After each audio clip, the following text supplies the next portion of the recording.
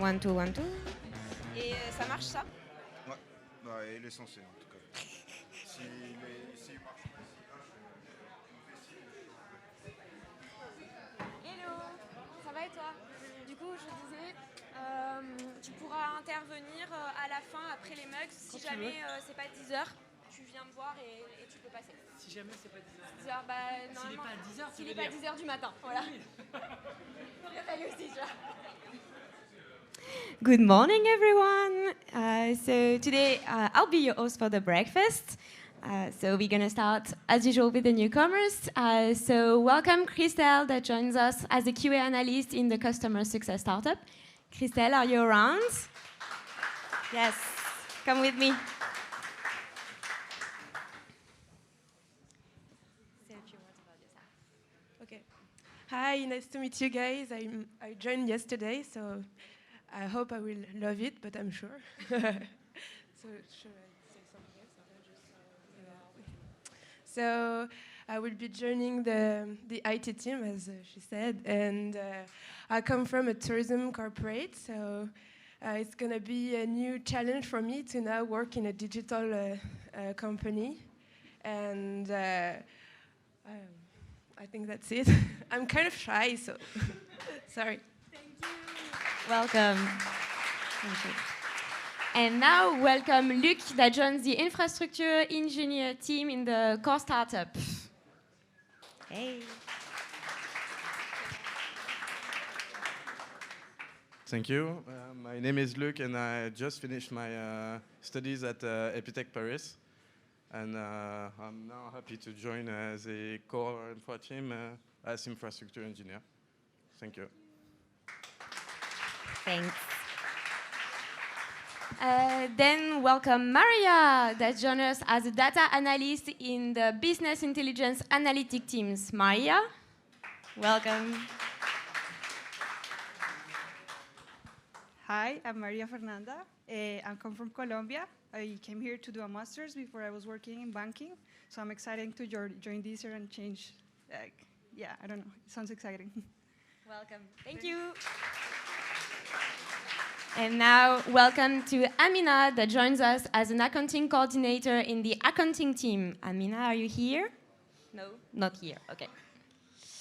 And then welcome to Maxime, that joins us as an iOS engineer in the Agile Effectiveness team in Bordeaux. Welcome. I don't know if you're here, Maxime. No. Enjoy Bordeaux office. And Clara, welcome to you as an intern at sales and brand solution in the Brazilian team. Hello. And now I'm going to call the customer support team to do a presentation. Good morning, everyone. Really happy to be here. My name's Patrick Dunford. I'm the Global Customer Support Manager for Deezer. I'm joined by Neil Banks, who is our Customer Experience Manager. We've just come over from London. I'm told that I should edge this way, by the way, thank you.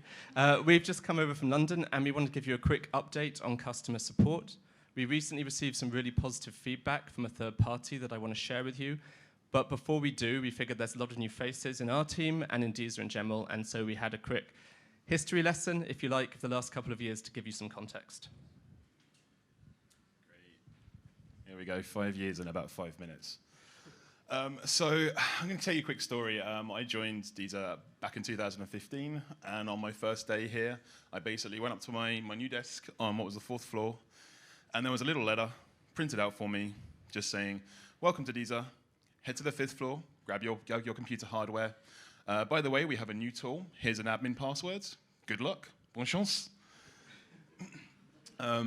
So things were really kind of different back then. There wasn't as much structure in place. As you can see, we only had a couple of supported languages.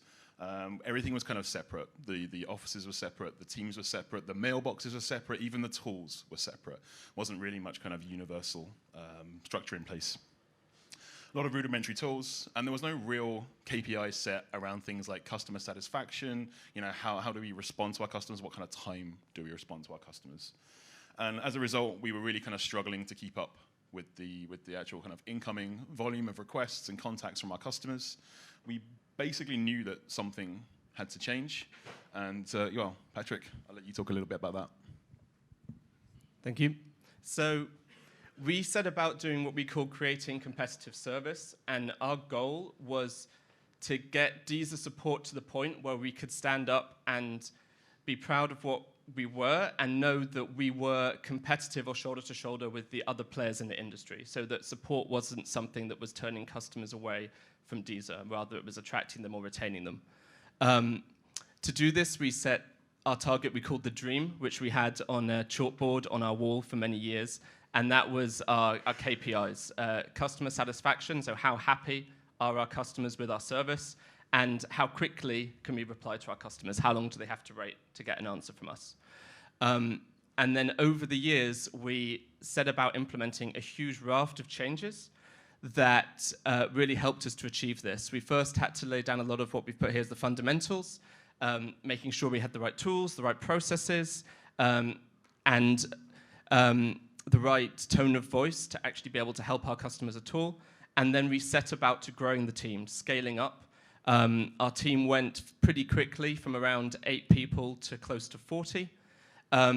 And once we had done that scaling and we were able to handle the large volume of customers that Deezer has and the way that Deezer is growing, we focused on being as efficient as possible, making sure our team structure was good and that we were handling contacts in a really cost-efficient and time-effective way.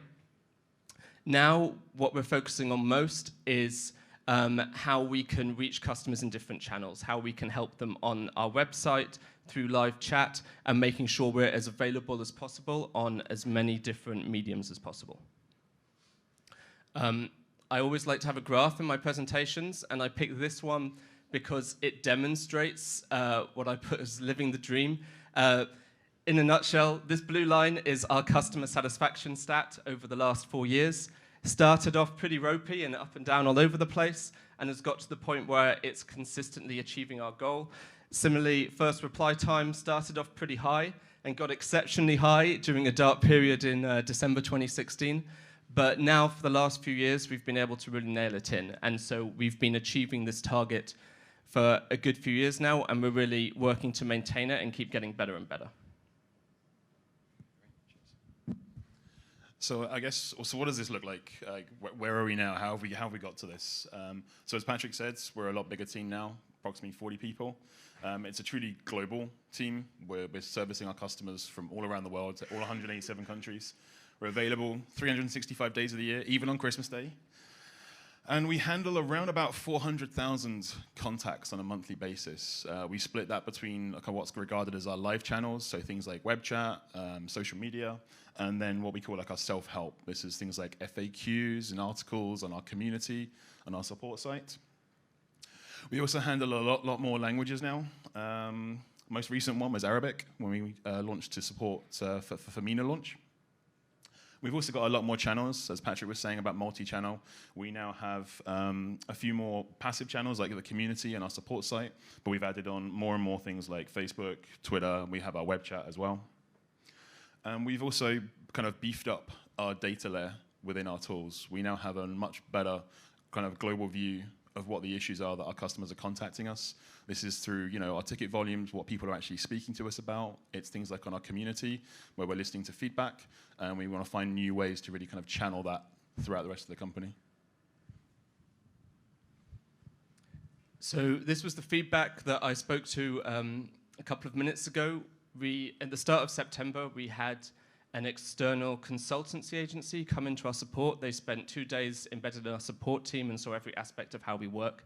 And they came back with a lot of really positive feedback, which is the success that I want to share.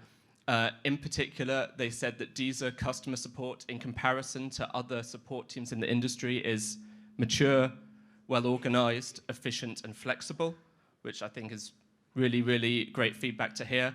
And that they said we have industry-leading best practices in these areas: workforce management, how we handle our customer queues, how our team works on a day-to-day basis, and the initiatives that we run within our team for internal improvement. Of course, they also had some constructive criticism for us, and a couple of the key takeaways are why we're here today. First up, they said we need to share more with the company, make sure that we're visible, and so here we are. And then second, they saw that we wanted to work much more closely with the other teams in DESA. Sometimes it can feel like we're hidden away in London and you guys don't see us enough, we don't interact enough. This is something that we really want to change. So yeah, like what was the last step in this? Or not the last maybe, but the next step. We really want to continue with multi-channel. You know, with customer service, you need to be where your customers are. Sometimes they choose channels where you're not, and then we have to just adapt and jump in there as well. We want to really improve our self-help journey. As I mentioned, we have a lot of FAQs, we have our community, our customers tell us how they feel about DESA and our offers and our support and all of this. We really want to continue that and improve that process. And then we want to be able to share the insights that we gain by speaking to our customers with all of you guys, all the business units around DESA, whether it's regional, global, whatever. And then, as Patrick mentioned, we really want to, you know, start fostering those closer working relationships with you guys. Since we moved to London, we probably lost a few of those ties, and we really want to make sure we're, you know, rebuilding those relationships. And I guess this is where you guys come in. You know, if you guys have needs or things that you want to know about, we're here. We're actually going to be here until about midday tomorrow, so feel free to grab Patrick or myself. Alternatively, you can catch us on the Slack, or if all else fails, drop us an email at support managers. Yeah, we really look forward to hearing from you guys. Thanks very much.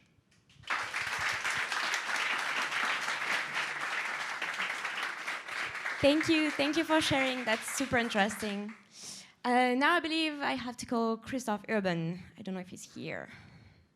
No. Okay. Then I'll go next. As you may have seen, we have a host today. The Zoom team is here today starting at 10 a.m. in the lobby and doing live streaming as well. They have presentation, quizzes, Q&A, and some goodies, so don't hesitate to come by and have a chat with them. And now I will call Marie-Pierre. Hello, guys. Recently, I read the D2N French newsletter, and guess what? There was some anonymous employee saying, like, can you open my HRIS? I am sick of it. Well, guess what? We agree, and we heard you. We are currently working really hard on changing the tool, and we will soon communicate about the new tool. Thank you.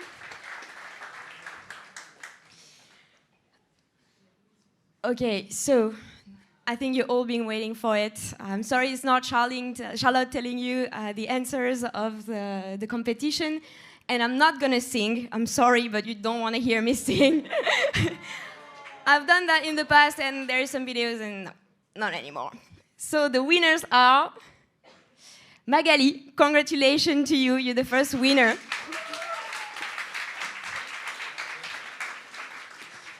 Then we have Raphaël. Congratulations to you, Raphaël.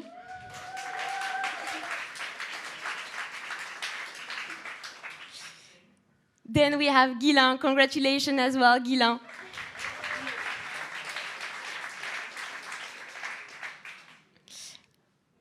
And then say congratulations as well.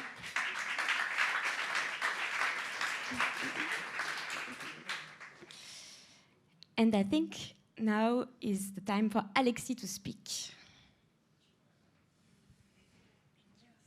Thank you. Congratulations to the sentences. They're great. Just a quick update. Yeah, I wanted to... Did I say something stupid? I don't know.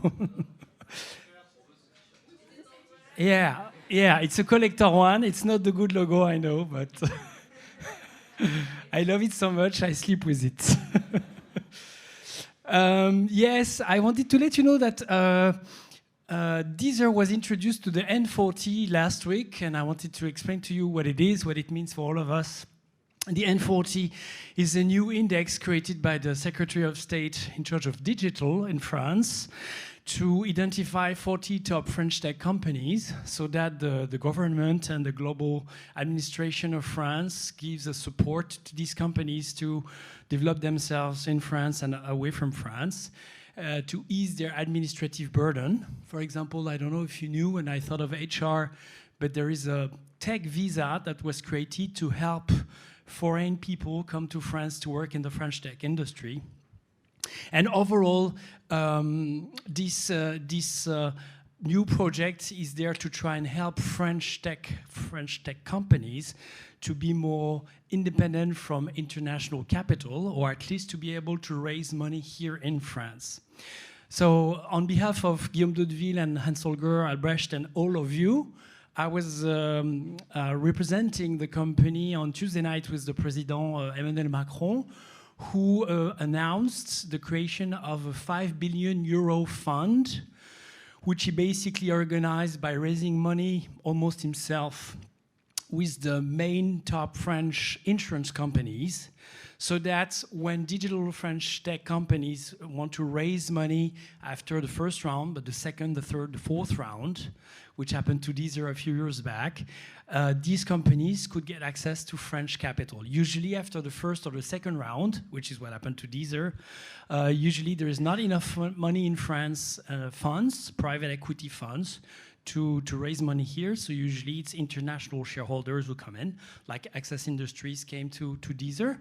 And whether it's good or bad, it's not the point, but the French president at least wanted to say that he wanted France to have its own way of financing the top French tech companies. So these are, and it's all of your work, and I was also thinking of Daniel being alone in 2007, creating Deezer with Aurélien next to him and other people.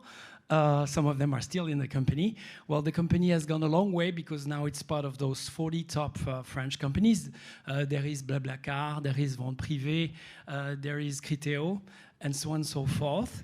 And I just wanted to let you know that we had this meeting. It means that if tomorrow Deezer needs to raise more money, well, now we will be maybe able to raise also money in France and not only on the international markets. So that's interesting. Number two, there are 45 special tech agents that are created by the government to help French tech companies in the Ministry of Education, in the Ministry of Science, in the Ministry of Finance, in the Ministry of Digital. So it means that for all of you guys who have to interact with the French administration, know that because we are part of the N40, we can ask for a special help, and we will have a special administrative person that is designated to help us with the administrative burdens of France, to help us work faster and be more agile. So I think it's going to be important for HR, but not only HR, I guess also finance will be interested. And all of you, if you have to deal with the French administration, know that now you can say, we're Deezer, and we have access to a special treatment. Last but not least, on Wednesday morning, I was invited to a breakfast with the Minister of Finance and Economy, again, for this launch. And so I'm passing on to you the messages. First of all, they said, if you're around the table, you have to be proud of yourself. So I think it's a good message for all of us to be proud. Sometimes we are fighting so much with big American, Swedish, whatever companies that we kind of forget that what we're achieving together is already a fantastic, great job. So let's be proud of ourselves. We can cheer up and applaud ourselves.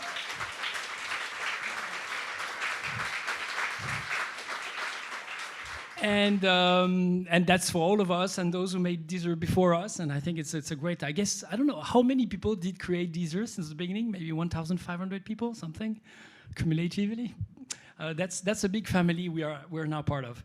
And last but not least, the president himself sent a message that I would like to share with you. He talked about sovereignty, meaning that for him, the French tech was something that was to be unique, and that in a world where domination comes from the US and more China also, for him, the French technology was important for France to stay a sovereign country.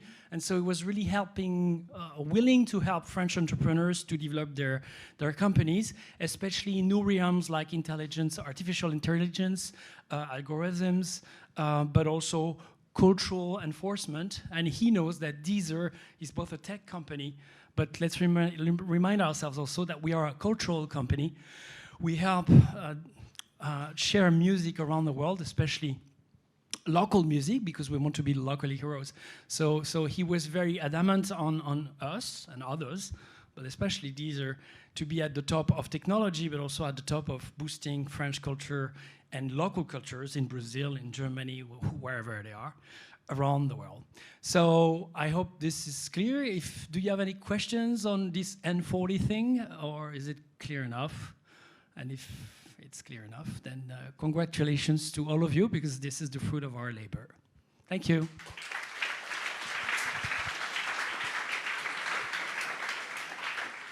So thank you everyone for sharing and listening, and have a great day. Bye.